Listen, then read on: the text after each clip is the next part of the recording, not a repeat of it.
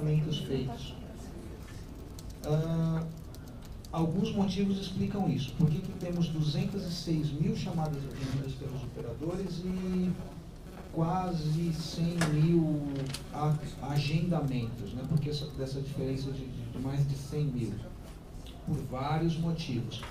Primeiro, por essa questão bastante dinâmica da URA e do atendimento humano pelos operadores, que muitas vezes faz com que a pessoa perceba que ela não deveria estar ali, ligando para a defensoria. A demanda dela é de outros órgãos, muitas vezes ela já tem a demanda resolvida na hora ali. Por isso que também, pela fala do Dr. Rafael Vernaschi, quando disse que as pessoas que vão para o atendimento inicial através do teleagendamento, de fato, tem que estar lá, porque vários filtros são feitos durante a ligação telefônica no teleagendamento, tanto pela URA quanto pelo operador, pelos scripts de atendimento também. E outro motivo é que, dentre essas chamadas atendidas, às vezes o operador retorna em outro horário para complementar o atendimento, para tirar alguma dúvida. Olha, eu já marquei o meu agendamento para daqui a 15 dias, eu tenho uma dúvida, eu tenho que levar tal coisa, mesmo um item que já tenha sido discutido, às vezes a pessoa liga de volta para tirar alguma dúvida, ou liga em algum outro horário, por algum motivo, enfim. Então é natural essa diferença. E alguns casos são de encaminhamento, não são de agendamento. Então são diversos fatores que explicam essa diferença aí de chamadas atendidas de fato pelos operadores com relação ao número de agendamentos realizados. A doutora Leila foi tomando nota das demais questões, do Valderon, do Augusto, dos demais presentes, e ela vai complementar as respostas. Obrigada, Renato. Bom, só para fazer um pequeno comentário antes de responder, e aí vai até o encontro do que a Franciane falou e o Bruno. Essa assessoria ela tem uma palavra-chave, que é planejamento. E isso vem também no mesmo raciocínio de toda a administração, quando temos pensado até no nosso planejamento estratégico. Nós não queremos fazer as coisas de afogadinho, até porque nós somos uma equipe pequena, nós somos 7 pessoas no total, eu sou a única defensora, a Neide, meu braço direito, esquerdo e pés. Temos 3 oficiais, a Giovana e 2 estagiárias. Essa é toda a equipe da assessoria de qualidade. Deixando claro que a assessoria de qualidade não é tão somente teleagendamento, ela é muito mais do que isso, né? E nós temos que analisar casos que já estão sendo feitos, casos, situações urgentes que ocorrem, e nós temos que usar como desculpa, somos uma equipe pequena, nós não aceitamos isso, né? É algo que eu não aceito em vários outros lugares, nunca aceitei quando também entrei com ações contra outros órgãos, eu não posso usar isso como justificativa aqui, mas ele é um órgão pequeno, então nós temos que ter cuidado, né? Nós não estamos pensando apenas na expansão do teleagendamento e de treinamento dos oficiais. Nós temos um outro programa, que é a Defensoria Online, que também está sendo aos poucos expandido para as unidades das unidades de São Paulo. A Defensoria, e isso também é algo que a gente pegou muito forte, eu faço isso com base até na minha experiência no núcleo. A Defensoria Pública não é capital. A Defensoria Pública é o estado inteiro. Eu não posso pensar apenas em expansão e melhorias na capital. Eu tenho que pensar no estado inteiro. E por isso, desde já, eu ouso fazer agora, é a minha vez de fazer uma crítica construtiva, ouvidoria. Telefonia, teleagendamento não é só na capital. É desde 2012 que existe em Campinas, em Guarulhos, em Vila Mimosa, e eu não tenho dados da ouvidoria nessas cidades também. E é importante. As críticas, por exemplo, em relação à renda, que talvez seja maior em São Paulo, eu nunca ouvi nem em Guarulhos, nem em Campinas, nem em Vila Mimosa, né? São cidades, são as 2 maiores cidades do estado que também precisam ser avaliadas.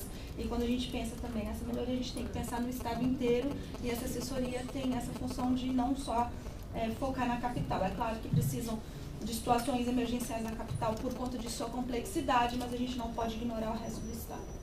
Então, o planejamento é feito, nós temos uma agenda de expansão não só do teleagendamento, mas também do DOL, junto com a assessoria de convênios, para a expansão do módulo de indicação de advogados, que resultará também em economia de custos para a instituição. Então, o planejamento é com calma.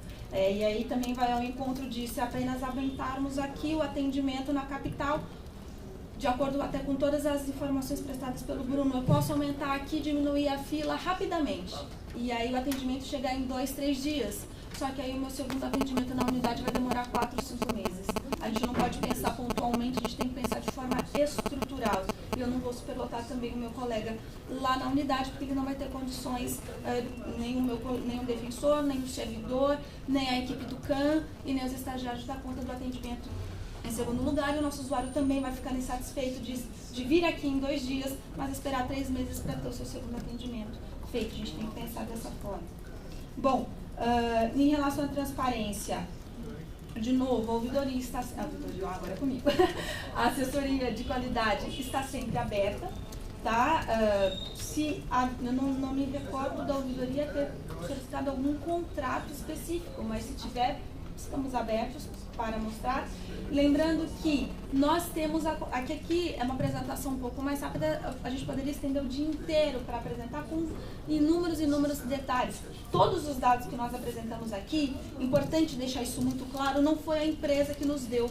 Até porque muitos desses dados são passíveis de glosa ou de não pagamento se não atingirem as metas previstas em contrato. Então, nós temos o acesso direto a todas as informações através do sistema Comunix, que é uma empresa terceirizada que presta o serviço a call center para dar todas as informações. Quando eu digo todas, eu quero dizer tempo médio de atendimento, detalhe, todas as ligações são gravadas, nós temos acesso direto a todas as ligações de todas as pessoas, até para podermos ouvir, saber se realmente o atendimento ocorreu ou não.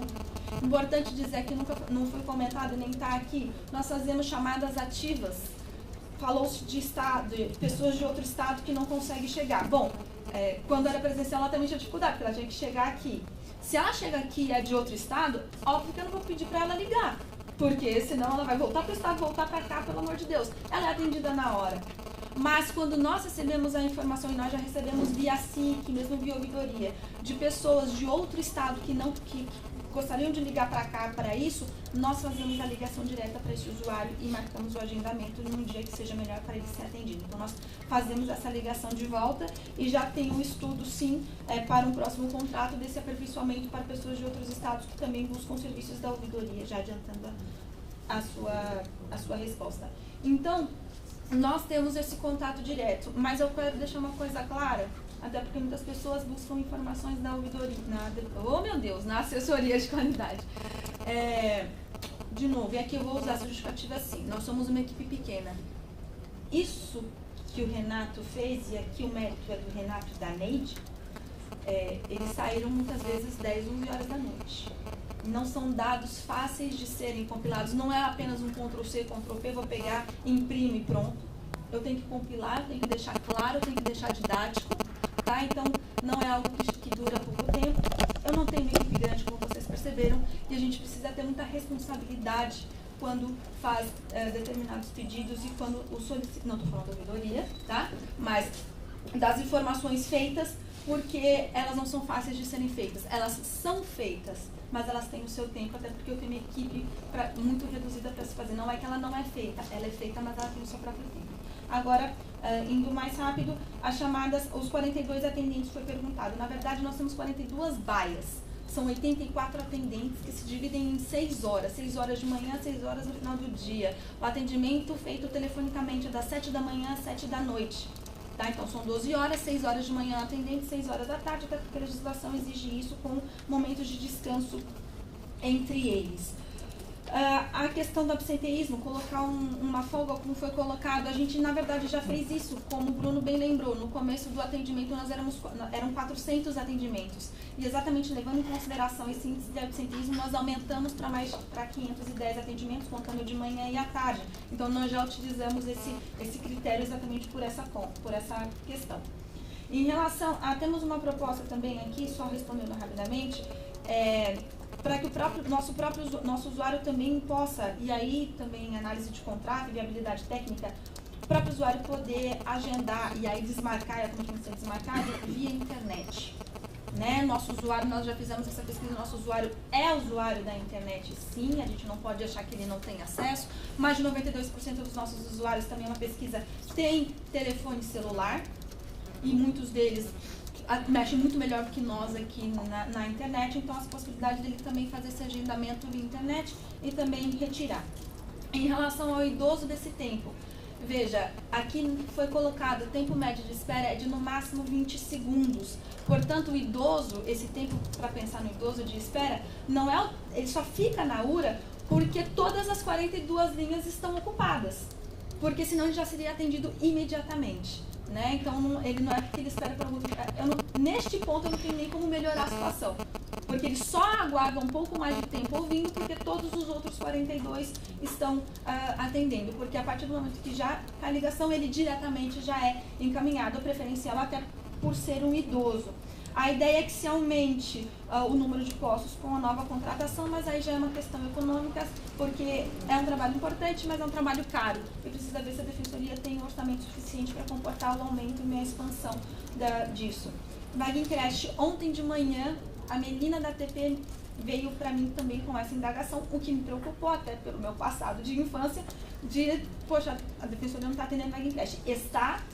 É à tarde o atendimento, 50 atendimentos à tarde, e eu pedi para ela, e já peço para você, por favor, se tiver um nome da pessoa que ligou e disse que ouviu a informação de que a Defensoria não faz, por favor, me traga, porque a gente vai ouvir a gravação para perceber se isso realmente aconteceu e aí fazer desde já uma orientação para a coisa. Isso me preocupou, eu fiz o mesmo pedido para a Melina. Tá? O teleagendamento, então, no interior, não só na capital aqui que eu falei, respondendo a pergunta do Augusto. Nessa nova pesquisa de satisfação que nós estamos fazendo, uma das perguntas é em relação ao perfil do usuário, também para a gente chegar nesse ponto, se ele é mais próximo dos 3 salários mínimos ou se a pessoa com menor renda. Pensamos também que é importante até para trazer essa questão que o Horácio também trouxe, e a classe D, classe E, a gente pensa também que aí não é um trabalho só nosso na administração, mas também da própria unidade, também da ouvidoria, que é a educação em direitos. Né? A educação em direitos não se resume à administração, mas se resume a todos. Né? Também chegar à população que procura o serviço ou de forma direta ou de forma indireta, explicar o serviço da ouvidoria, eu acho que todos nós podemos nos ajudar nessa forma. Bom, e além disso, pensamos que no próximo contrato também, para que a empresa também faça esse corte daquele que declara durante o atendimento se tem renda ou não tem renda, também para facilitar esse corte, a gente poder fazer isso com maior facilidade. E em relação aos insatisfeitos, Horácio, os 3% de insatisfeitos me incomodam. Eu sou eterna insatisfeita também. Né? Bom, as ligações, então, só para completar também as ligações ativas, como eu falei aqui, se pessoas reclamam que não conseguiram falar, olha, eu estou tentando ligar e cai a ligação, eu não consigo responder, nós também já tivemos críticas assim, anotado o nome e o telefone, nós retornamos a ligação. Isso é previsto em contrato. A ligação ativa, para que essa pessoa não se sinta desamparada e desassistida. Ela recebe a ligação e nós insistimos até recebemos um não ou não ter mais o que fazer para que ela também seja atendida. E agradeço a Corregedoria pelos relatórios, estamos ansiosos por receber as informações e juntos, mais uma vez, podermos chegar a mais ajustes e melhoria do serviço. Agradeço a todos a atenção e mais uma vez deixo a assessoria de qualidade aberta a todos. Muito obrigada. E agradecer mais uma vez a apresentação. Só para justificar que acho que a Leila citou que a ouvidoria não tem os dados das outras cidades, né? Você mesmo citou Guarulhos, né? O Juliano. A ouvidoria, claro que o volume é aqui da 32, por questões estruturais, também uma equipe pequena, bom. Mas eu queria justificar isso e que a gente tem tido manifestações de Guarulhos, a gente tem encaminhado, sim, alguns ofícios. Aqui vai tudo pela sede 32 e, às vezes, a gente pode dar uma atenção maior nisso, com certeza. Tá bom? Só para esclarecer. Então, mais uma vez, agradecer toda a equipe pela apresentação, agradecer todos os conselheiros, todos que estão aqui, pela participação, pela colaboração nesse trabalho, que eu acho que quanto mais a contribuição aí para o conjunto coletivo, a gente certamente consegue aprimorar e tornar mais efetivo o serviço prestado. Eu vou, então, passar a palavra para os conselheiros para o assunto diverso, e sem querer também cercear todos os conselheiros, mas lembrar que meio-dia agora, né, a gente tem alguns processos aí para votação, além da bonificação do resultado, que a gente também seria interessante que a gente conseguisse avançar, se possível, ter um resultado hoje desse processo, além de algumas urgências. Então, só peço a compreensão aí dos conselheiros.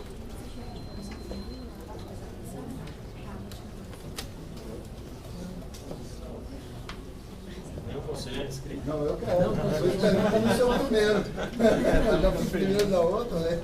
Vou falar. É rapidinho. Eu só queria destacar assim, que na terça-feira nós fomos ao Coletivo de Palheireiros visitar. Foi o ouvidor e mais um conselheiro também. Nós fomos também em nome do Conselho da Comunidade. E a minha preocupação é uma preocupação de todos, que a juventude nossa está presa. A juventude nossa está presa, me preocupou muito isso. Né? Tivemos alguns casos de tuberculose lá presente. Né?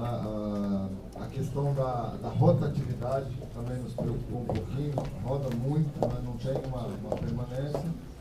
Mas o que ficou mesmo foi essa preocupação com a quantidade de jovens. Eu acho que 90% dos que estão presos têm no máximo 25 anos. Né? Isso me preocupou muito. Queria só compartilhar isso com o Conselho. Queria também compartilhar que ontem eu fiz uma reunião com o secretário de Segurança Urbana, o Dr. Roberto Porto, daqui da cidade de São Paulo. A gente está com uma preocupação já antiga, né, da relação da GCM com a população em situação de rua, e por conta de um conflito que existiu no Glicério na quarta-feira, né, surgiu essa reunião ontem com o Porto, e dessa reunião provavelmente vai sair aí uma equipe da GCM especializada para trabalhar com a população de rua. Isso foi se isso realmente sair, vai ser uma conquista. Queria também só fazer memória de ontem, né? Ontem foi lembrado 111 mortos do Carandiru, né? O MPL e as Mães de Maio fizeram um ato na cidade de São Paulo, conduzido pela PM, né? Tinha mais PM, eu acho, do que manifestantes, de novo, né? Mas foi um ato pacífico, né? Terminou aqui na SAP, no prédio da SAP, com uma memória com 111 velas, né? O tema era Nossos Mortos Têm Voz, memória de 22 anos do massacre do Carandiru. Queria só destacar esse trabalho aí que aconteceu ontem. Acho que por hora eu acho que é só. Né? Acho que a questão dos convênios a gente vai estar discutindo, só destacar isso e agradecer a participação aí do pessoal das Brades e da doutora Maika. Obrigado, presidente.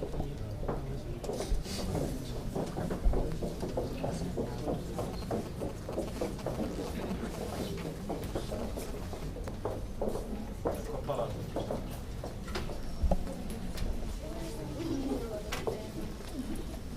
Gostaria de noticiar a participação da Corregedoria de São Paulo no encontro que teve semana passada no Colégio Nacional de Corregedores Gerais.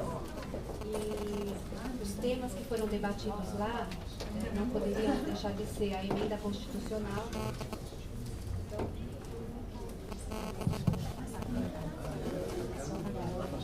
sobre o impacto da emenda constitucional 80. Então, a presidente do Conselho pediu a presença maciça, na medida do possível, de todos os corregedores no encontro que nós vamos ter aqui em São Paulo. E em relação às atividades das corregedorias estaduais, a grande preocupação, né, e isso foi discutido lá, em relação aos relatórios mensais, assim, é uma tecla chata de debater, mas parece que é um problema nacional de todas as corregedorias. Então, nós estamos fazendo um trabalho no sentido de uniformizar esse fornecimento de dados estatísticos. Então, se é uma atribuição da corregedoria coletar esses dados, não tem outra forma de fazer isso que não por meio dos relatórios mensais. Então, o que nós aqui em São Paulo vamos fazer?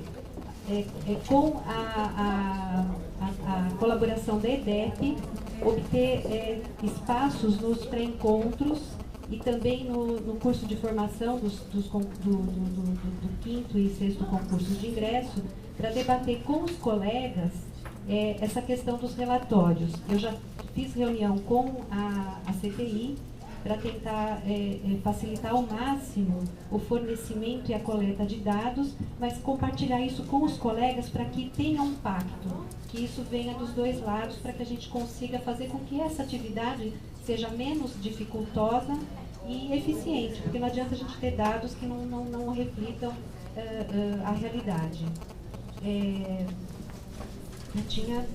Em relação à promoção, eu sei que a gente ainda vai falar sobre isso, mas isso também foi uma preocupação que se teve lá.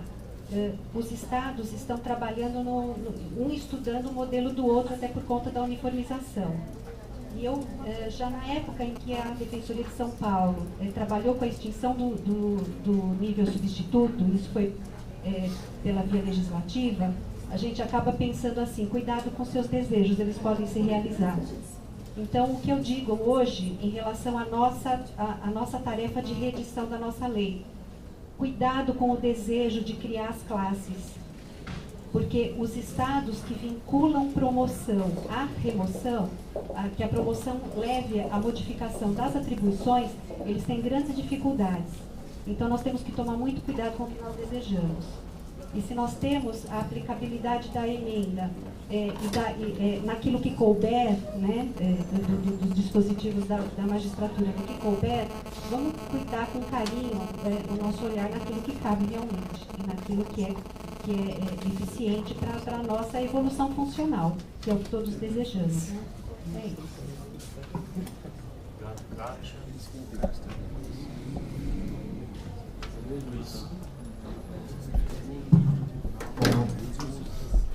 Bom dia a todos e todas. Na verdade, eu vou falar só um aviso bem rápido a respeito dos avanços nas tratativas para regular a questão das supervecs. Semana que vem, inclusive, o Tribunal de Justiça instalará mais uma supervec no estado, em Araçatuba. Eles avisaram a gente a semana passada e avisaram o coordenador de VEC de Araçatuba essa semana. Na verdade, já até estou em contato com o coordenador.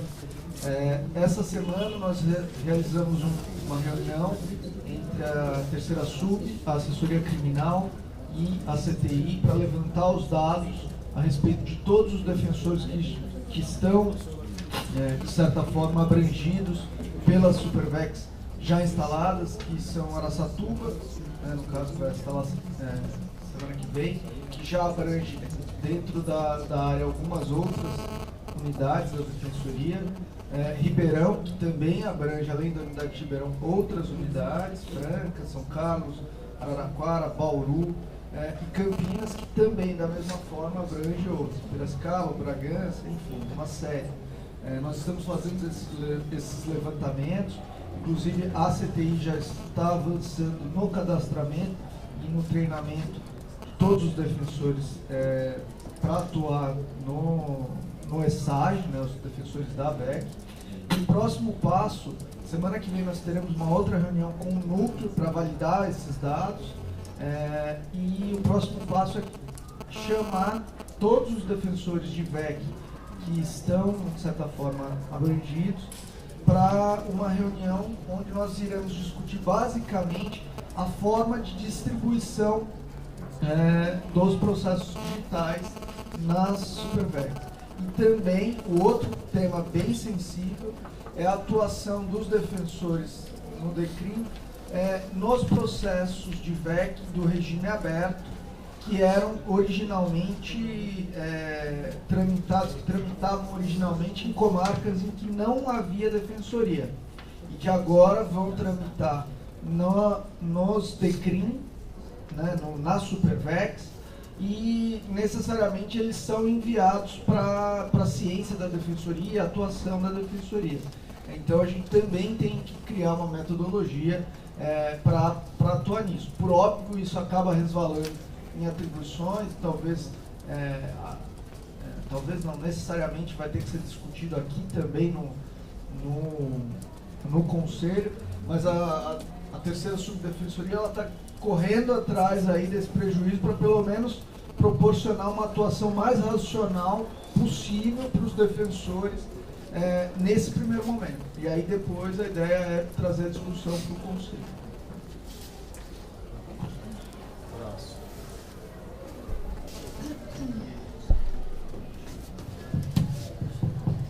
Excelentíssimos presidentes, excelentíssimos conselheiros, senhores e senhoras presentes. Primeiramente, só para noticiar aí que sexta-feira passada a gente teve um problema na unidade de Mogi das Cruzes, em que houve praticamente um alagamento da unidade. A unidade não pôde ser aberta na segunda-feira em virtude disso.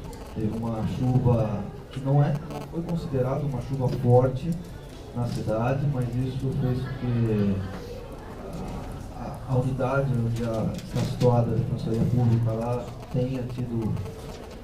A chuva, na verdade, choveu dentro da unidade, é isso que aconteceu. E isso molhou o processo, isso molhou a parte elétrica, houve algum risco lá dos equipamentos elétricos. Então, trazer essa notícia aí e, de repente, também pedir aí para que a gente comece a pensar como que está a situação nas demais unidades também, com relação à estrutura, com relação a essa questão aí de se vem sendo noticiado alguns problemas nessas unidades em todo o estado. Se há, como que está também na CGA, os processos de locação de prédios, de reestruturação, de entrega de equipamentos, aí para minimizar esses problemas. E depois, presidente, trazer uma preocupação aí que vem sendo... Eu estou ausente aí algumas sessões, né, de férias, então não sei como é que estavam sendo os debates. Então, eu não sei se já foi trazido aqui a preocupação com relação à investida da OAB no tocante ao TED, para os defensores públicos que estariam desvinculados, mas não estão pagando as anuidades da OAB.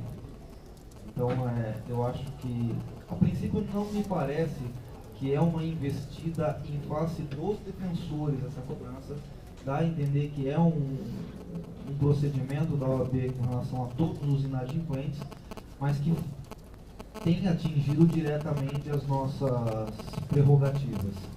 E nesse ponto, eu queria trazer aqui uma preocupação e às vezes até uma solicitação ao defensor público geral, no sentido de, se possível, buscar uma reunião então com o presidente da OAB, pedindo alguns esclarecimentos e tentando aí, de repente, uma trégua nessa situação, uma separação de tratamento. Também a corregedoria, porque se a gente está falando de uma punição administrativa da OAB, está havendo uma usurpação das atribuições da corregedoria, então eu acredito que a corregedoria também tem que se debruçar em cima disso.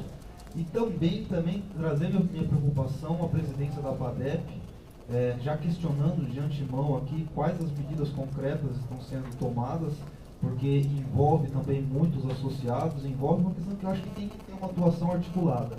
Acho que a responsabilidade não é de um só, acho que a responsabilidade é de todos nós, conselheiros, administração, corregedoria e associação, para tentar uma solução para essa contenda. Eu acredito que não é possível deixar com que os defensores sejam levados a ajuizar individualmente ações contra a famigerada autarquia. Não é isso.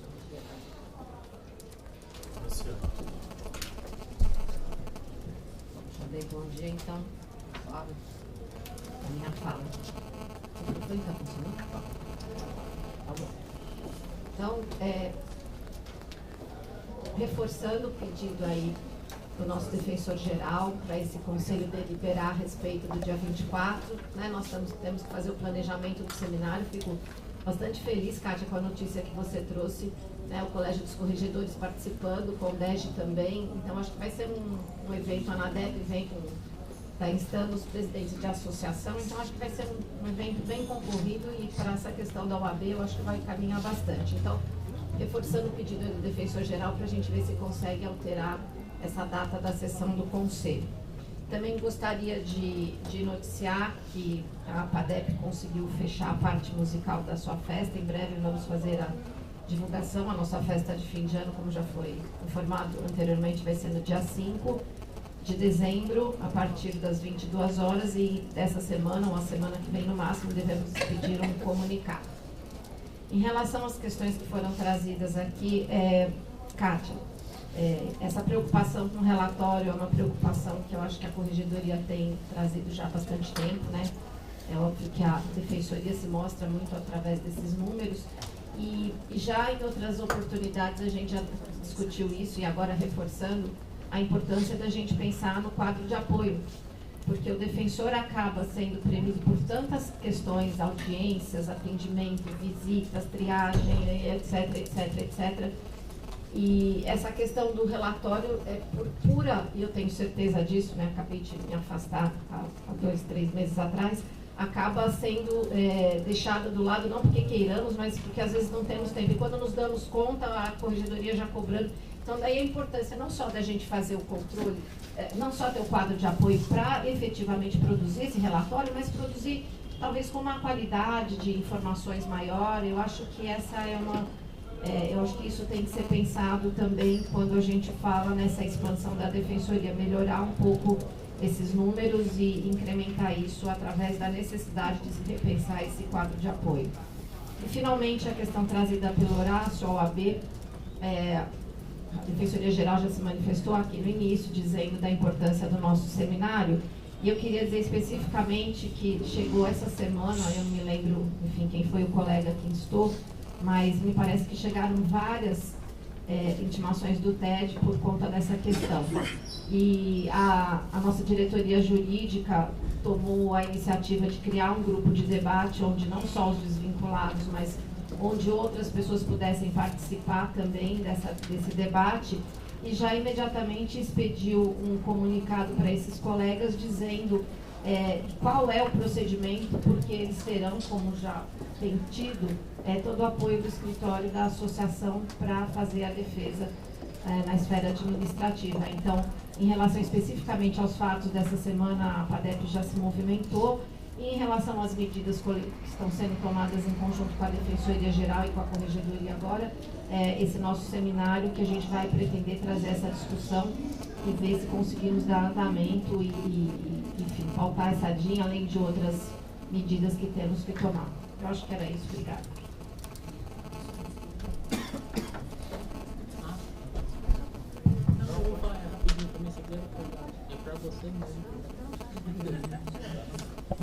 Boa tarde a todos já. Quase adiantada a hora, você vem um objetivo bem pontual em relação à fala da Cátia, da reunião que vai ter com todos os corregedores em relação aos relatórios. O que eu ia pedir, assim, na verdade, o meu entendimento é que os números, os relatórios são importantíssimos para o planejamento da instituição, para poder conhecer o que está sendo feito e planejar e saber se o rumo está sendo tomado, está adequado e tal. Só que, realmente, como você mesmo colocou, parece que tem algumas informações lá que não são tão necessárias. Então, assim, o que eu ia pedir para ter um cuidado também é tentar simplificar o relatório de uma forma que todos os dados que nós tenhamos que coletar, que armazenar e passar para a Corregedoria sejam efetivamente utilizados pela Corregedoria e pela Administração Superior de uma forma geral. Então, quanto mais simplificado o relatório, eu acho que melhora até a qualidade da informação que está lá. E a gente consegue trabalhar melhor na informação.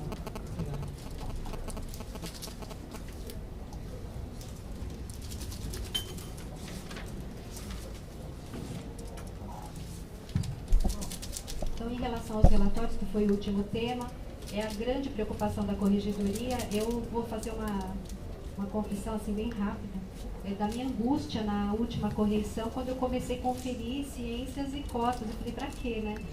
Qual a utilidade desses dados? E aí ele passou a ser o símbolo da necessidade de reforma dos relatórios. E a conversa que nós tivemos na Corregedoria foi realmente de... com as subdefensorias, ver quais são os dados que realmente impactam no planejamento institucional e trabalhar com qualidade, dados qualitativos e não necessariamente quantitativos. Em relação ao aproveitamento do quadro de apoio para colaborar na coleta de dados, já existe uma grande atuação dos servidores, eles são muito empenhados nisso. Agora, nós também poderíamos fazer alguma coisa para facilitar a vida deles, isso vai no relatório dessa correção, acho que é a segunda sub, em relação à aquisição de leitores de código de barra, que isso facilitaria muito para os servidores. Eles têm que digitar centenas, milhares de números de processo na mão. Então, assim, olha o tempo que se perde com isso. Então, foi um pleito dos servidores, feito diretamente à corregedoria, e a gente vai depois trabalhar com isso. E, por fim, em relação à questão da OAB, numa das correções, nós soubemos de um caso de uma colega que está passando por um processo no TED, e em relação a ela, a corregedoria já está trabalhando na avocação desse processo. Íamos também conversar que as coisas acontecem numa velocidade muito maior do que o tempo permite a reação. Então, já preparando não só a avocação do processo, como também a resposta a uma provável recusa do encaminhamento pela OAB desse processo para cá. Mas questões funcionais são da competência da corregedoria e não da OAB. Isso tem um enunciado do Colégio Nacional de Corregedores exatamente nesse sentido. Então, estamos aqui, chegando o caso ao nosso conhecimento, e está chegando, né? Nós vamos atuar. Deixa eu fazer um comentário, aproveitando, Kátia, a questão dos relatórios. Eu acho que, além de... Eu acho que os servidores hoje já fazem, né? Eles atuam nas unidades coletando esses dados, mas eu acho que a questão não é só de ampliação dos servidores, eu acho que é uma melhora no serviço de TI.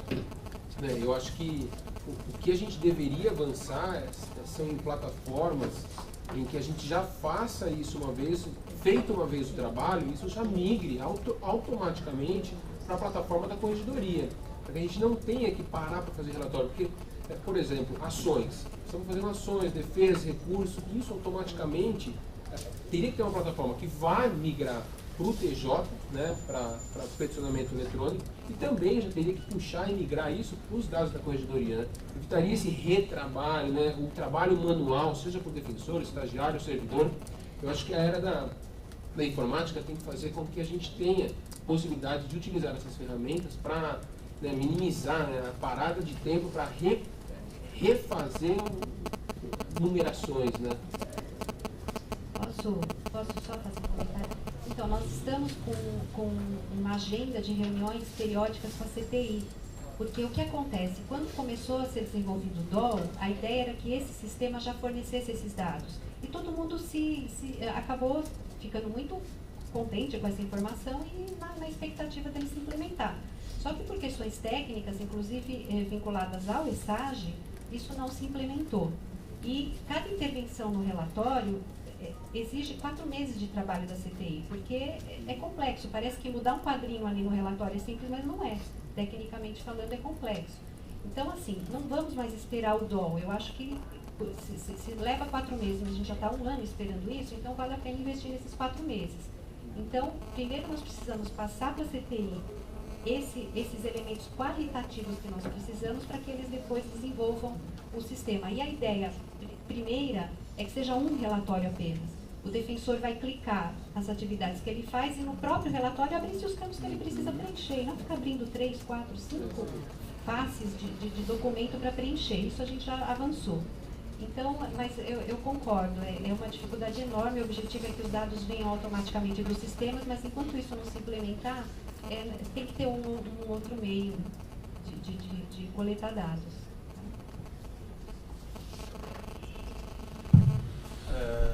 Aqui, respondendo as indagações, primeiro, em relação a isso, acho que a gente está buscando formas, né, para facilitar cada vez mais o preenchimento desses formulários, lembrando que o modelo ideal é o que a gente busca e tentar avançar, é quando os defensores públicos usarem no seu dia a dia o DOL. A gente está avançando, principalmente na triagem, então isso está sendo expandido para todo o Estado, né? A assessoria de qualidade está fazendo essa expansão, a gente já avançou em algumas regionais, agora vamos para Registro, que é a próxima unidade, a próxima regional que isso vai ser utilizado. E quando a gente avança no DOL, automaticamente a gente está avançando no MI e nas formas aí de indicação dos advogados, seja nos fóruns, seja na OAB. Só que, ao mesmo tempo, a gente segura um pouco a utilização do DOL pelos defensores públicos nos processos judiciais, porque o ideal será mesmo a utilização quando a gente tiver um sistema integrado com um sistema informatizado do Tribunal de Justiça, porque senão a gente vai estar utilizando o DOL, mas vai estar tendo um retrabalho para os defensores públicos no seu dia a dia. Então, quando a gente tiver, e a gente depende dessa integração com um sistema informatizado do Tribunal de Justiça, sem dúvida, daí os defensores vão ver o DOL como uma ferramenta útil, né, para o seu dia a dia, e lá, com eles usando, com eles peticionando diretamente no DOL, o trabalho, tudo aquilo que ele desenvolver no dia a dia, automaticamente vai estar sendo computado e vai ser uma ferramenta muito útil e eficiente, principalmente para a corregedoria na colheita desses dados. Enquanto isso, quando a gente não avança para a utilização total do DOL, a gente busca aí mecanismos alternativos, que é o que a corregedoria tem conversado com a CPI. Sobre a questão do OAB, na verdade, a gente vem falando, acho que aqui no Conselho, com a reunião que a gente fez aqui também na nossa sede, as estratégias continuam as mesmas, né? A gente tem avançado com as conversas com os ministros do STF. Na próxima semana, eu e a Comissão de Defensores Gerais vamos reunir continuamente com o FUX na semana que vem. Já conversamos com o TOP e com o Teori, conforme a gente já divulgou aí no nosso informativo de gestão. E a estratégia é essa mesmo, de buscar uma solução de âmbito nacional, tentar solucionar isso junto ao Supremo. Vamos ter esse evento agora aí no dia 24, né, tentando disseminar e cada vez mais buscar o apoio de todos os órgãos aí envolvidos, associações, corregedoria e defensorias gerais. E também especificamente sobre a questão do TED, a gente está em discussão, vamos reunir aí com a corregedoria para ver a mesma conveniência política dessa conversa diretamente com a OAB. Vamos fazer essa reunião em relação às medidas individuais. Ali a associação está adotando essas medidas da mesma forma como da outra vez. As gestões anteriores ali assumiram as questões específicas de defesa administrativa para cada processo na Tribunal de Ética. A associação está fazendo esse trabalho junto com o escritório de advocacia. Eu vou passar a palavra para o Bruno só para ele comentar sobre a questão da unidade de Mogi. Bom, a questão da unidade, a gente tomou conhecimento na sexta-feira, ao final do dia. A equipe da CGA imediatamente deslocou a sua equipe para lá. Evidentemente, na segunda-feira, superveniente. E a equipe constatou que a obra que está sendo realizada ao lado fez com que a calha entupisse e gerasse esse problema de alagamento da unidade.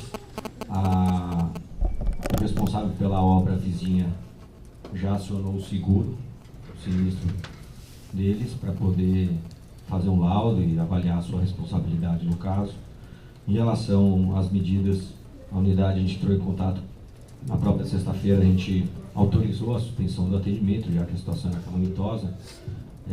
Não se sabia a extensão do dano, não se sabia quando a gente poderia religar as máquinas, mas com a visita técnica realizada, a situação foi estabilizada. Na própria terça-feira, a unidade retomou as atividades. Então, salvo o melhor juízo, tudo indica que se tratou de um caso fortuito decorrente de uma situação causada por terceiros, e isso está sendo monitorado, mas a gente não teve maiores consequências.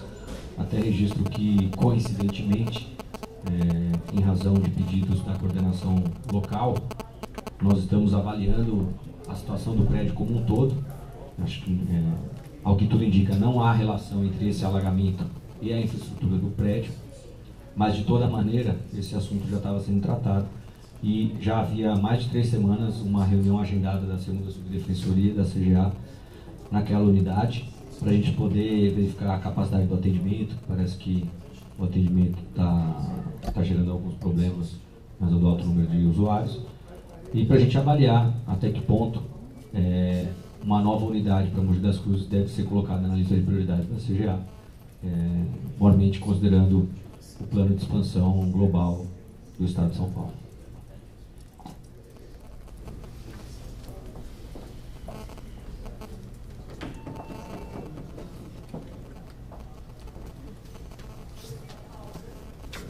Entrar na ordem do dia, acho que a gente tem uns 3 processos aqui urgentes e 2 questões aí que a gente precisa enfrentar. Acho que a primeira é mais fácil, que é a questão da antecipação da sessão do Conselho do dia 24 para o dia 23. Se todos estão de acordo, a gente vai no mesmo horário, às 9h30, da mesma forma. Isso na quinta-feira, todos de acordo. Então, fica alterado então, para o dia 23, já que o evento então será feito no dia 24. Sobre a questão das promoções, eu acho que seria melhor a gente enfrentar aqui apenas ver alguns processos que são urgentes, que precisam ser votados hoje, e daí a gente faz uma discussão. A Sara encaminhou para todos vocês a petição inicial e a decisão que suspendeu o concurso de promoção, e a gente fazer uma discussão como que a gente fará aí com os próximos concursos, o que a gente delibera aqui em relação à abertura dos próximos concursos e a continuidade desse, que é impossível por conta da ordem judicial, mas como faremos aí nos próximos concursos em aberto, que precisam ser finalizados até o final do ano. Os processos que eu tenho aqui, a gente tem uma homologação da lista final dos estagiários, que é 3.000 de 2013. A gente tem a proposta da verificação de resultados, acho que e temos um pedido aqui de afastamento que foi indeferido na sessão passada pelo conselheiro Rafael Bessa, e ele foi apresentado novamente, foi restituído pelo conselheiro Wagner. Acho que essas são as principais urgências aí. Alguém tem alguma exceção? A PADEP, eu pedi vista, acho que tinha que, mesmo porque já foi votada. Afastamento, Se né? pedir vista, eu não vou falar nada, eu vou só concordar, então acho que talvez pudesse. Tá, então podemos. Alguém tem alguma exceção? Isso bem urgente aí? Não, tá. E aí depois a gente finalizando esses 4, a gente discute um pouco sobre a questão da promoção. Eu vou chamar então o 361 de 2013, interessados em segunda e terceira subdefensorias públicas gerais, assunto proposta de abertura de concurso estadual de estagiário de direito para exercício de 2014. O relator é o conselheiro Luiz Gustavo Campos.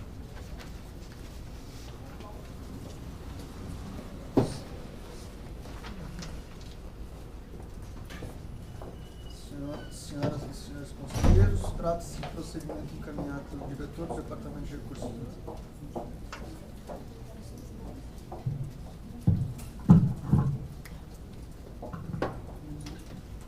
Senhores e senhoras conselheiros e conselheiras, trata-se de procedimento encaminhado pelo diretor do Departamento de Recursos Humanos, Ricardo Amorim Leite, na qual apresentou lista de candidatos aprovados para ocupar encargos estagiários de direito. É o breve relatório. Isto posto, nos termos da deliberação CSDP 26, de 21 de dezembro de 2006, ante a regularidade do concurso e da lista apresentada, voto pela homologação da lista de candidatos aprovados, realizando-se as comunicações de praxe. É como voto. Nos termos do voto do relator, se todos concordam no tempo que está, aprovado por unanimidade. Próximo, que acho que talvez não tenha tanta discussão, esse é o único afastamento que a gente precisa votar hoje mesmo. É o 321 de 2014, interessado defensor público Carlos Reis. Assunto: pedido de afastamento para participação como palestrante no evento segundo encontro estadual de defensores públicos de direitos humanos. a ser realizado no dia 10 de outubro de 2014. Com a palavra o conselheiro relator Wagner. Eu gostaria de pedir a dispensa da leitura do voto, porque, na verdade, o processo já foi apreciado na semana passada e foi indeferido porque não havia manifestação do coordenador de unidade acerca dos 2/5 dos membros da atividade e a declaração do requerente de que não estava convocado para a atividade. Ele renovou o pedido, cumpriu esses requisitos, então eu voto pelo deferimento do pedido, sem diária, que na verdade não veio uma renúncia expressa prévia, mas depois ele me mandou um e-mail, conversei com ele e falou que realmente ele só constou que a organização vai custear as despesas de transporte e hospedagem e realmente ele abre mão da diária. Então voto pelo deferimento do afastamento sem possibilidade de pagamento diário. Vamos ter os votos do relator, que concorda com o texto como está, aprovado por unanimidade. Agora o 209 de 2014. Eu mandei a Sara, o Domingo mandou o voto. Todos receberam? É o 209 de 2014, interessado primeiro Subdefensoria Pública Geral, assunto propósito de regulamentação da bonificação de resultados. Com a palavra o relator, conselheiro Alexandre Orsi. Boa tarde, excelentíssimo presidente, excelentíssimos conselheiros. Processo 209 de 2014. Trata-se de proposta encetada pela primeira Subdefensoria Pública Geral para a regulamentação da bonificação de resultados para os servidores da Defensoria Pública do Estado, instituída pela Lei Complementar 1219 de 2013. Foram apresentadas 3 minutas de atos normativos regulamentadores, cópia de ato DPG 18 de dezembro de 2013, que constituiu o grupo de trabalho tendente a regulamentar a bonificação de resultados. O relatório apresentado foi referido à comissão